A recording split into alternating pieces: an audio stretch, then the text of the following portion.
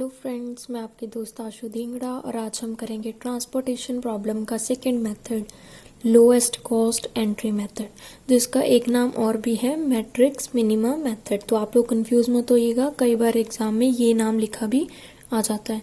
अगर आपको transportation problem का फर्स्ट मेथड देखना है, नॉर्थ वेस्ट कॉर्नर मेथड, तो उसकी लिंक मैंने डिस्क्रिप्शन में दे दी है। चलिए आप शुरू करते हैं अपना सेकेंड मेथड। इस मेथड में ये मैंने क्वेश्चन पहले ही उतार कर रखा हुआ है। इस मेथड में हम सबसे पहले अलॉटमेंट वहाँ पर करते हैं जहाँ पर हमारी कॉस्ट सबसे कम हो, जैसे कि नाम से ही क्लियर हो रहा है, लोएस्ट कॉस्ट एंट्री मेथड, जहाँ पे हमारी कॉस्ट क्या हो, लोएस्ट हो। तो चलिए आप शुरू करते हैं। सबसे पहले देखिए इस मैट्रिक्स में हमारी सबसे कम कॉस्ट कहाँ पर है, 3 है हमारी सबसे कम कॉस्ट। तो सबसे पहले हम अलॉटमेंट यहाँ पर करेंगे। यहाँ पर अपनी डिमांड है 19 और सप्लाई है 28। कम क्या है, डिमांड, तो जो सप्लाई और डिमांड में से कम होता है हम उतने यूनिट्स अलॉट कर देते हैं। कम है डिमांड 19 यूनिट्स, तो यहाँ पे अपन 19 यूनिट्स अलॉट कर देंगे। यहाँ पर अपनी डिमांड कंप्लीट हो चुकी है, तो इसको हम कर देंगे ब्लॉक। अब जो बाकी अनऑक्यूपाइड एरियाज बच चुके हैं, अब हम वहाँ पर देखेंगे कि कम कॉस्ट कहाँ है। हमारी कम कॉस्ट है 4, तो यहाँ पर अब हम अगली अलॉटमेंट करेंगे।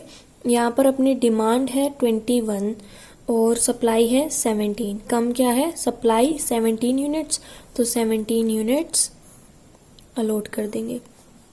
यहाँ पर अपने पास इतने यूनिट्स थे जो हमने दे दिए, तो ये एरिया भी हो गया ब्लॉक, क्योंकि अब आप यहाँ पर और नहीं दे सकते। अब जो अनऑक्यूपाइड एरियाज बचे हैं वहाँ पे कॉस्ट कम क्या है, 5।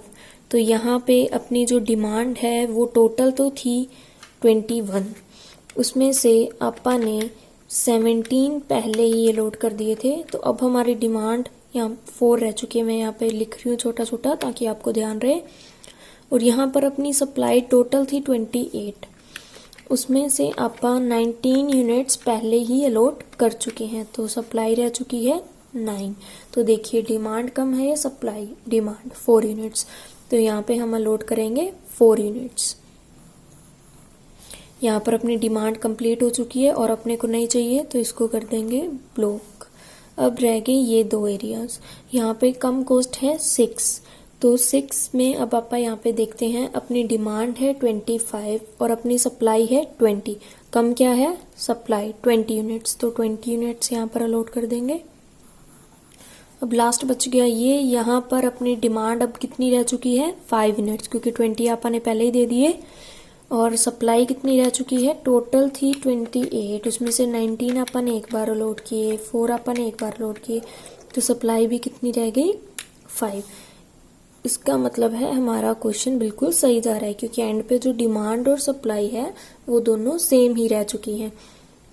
चलिए अब अपन निकालते हैं जो हमारा मेन होता है टोटल कॉस्ट। टोटल कॉस्ट कैसे निकालेंगे, सारी जो इंडिविजुअल कॉस्ट हैं उनको ऐड करके अपन निकालेंगे टोटल कॉस्ट। पहले इंडिविजुअल कॉस्ट निकालते हैं। फर्स्ट अपन ने अलॉटमेंट कहाँ पर की है, P1 से W2 पर। P1 से W2 पर अलॉटमेंट किया अपन ने पहले। यहाँ पे कितने यूनिट्स अलॉट किए हैं, 20 इंटू हमारी जो कॉस्ट है वो क्या है, 6, तो ये हो गया 120। आगे चलते हैं। आगे हमने अलॉटमेंट की है P2 से W1 पे। यहाँ पे 4 यूनिट्स अलॉट किए हैं और कॉस्ट है 5, तो ये हो गया टोटल 20। आगे हमने अलॉट किया है P2 से W2 पर, यूनिट्स 5 इंटू कॉस्ट है 7, ये हो गया 35। आगे अलॉट किया है P2 से W3 पर, 19 इंटू 3, यहाँ पर करके देख लेते हैं क्या आएगा, 19 इंटू 3, ये आ गया 57।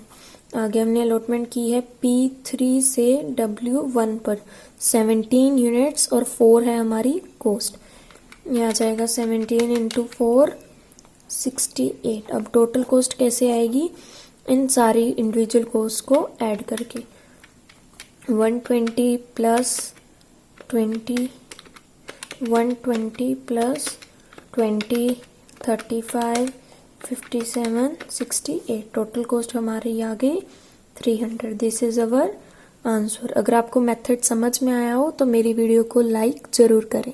Thank you.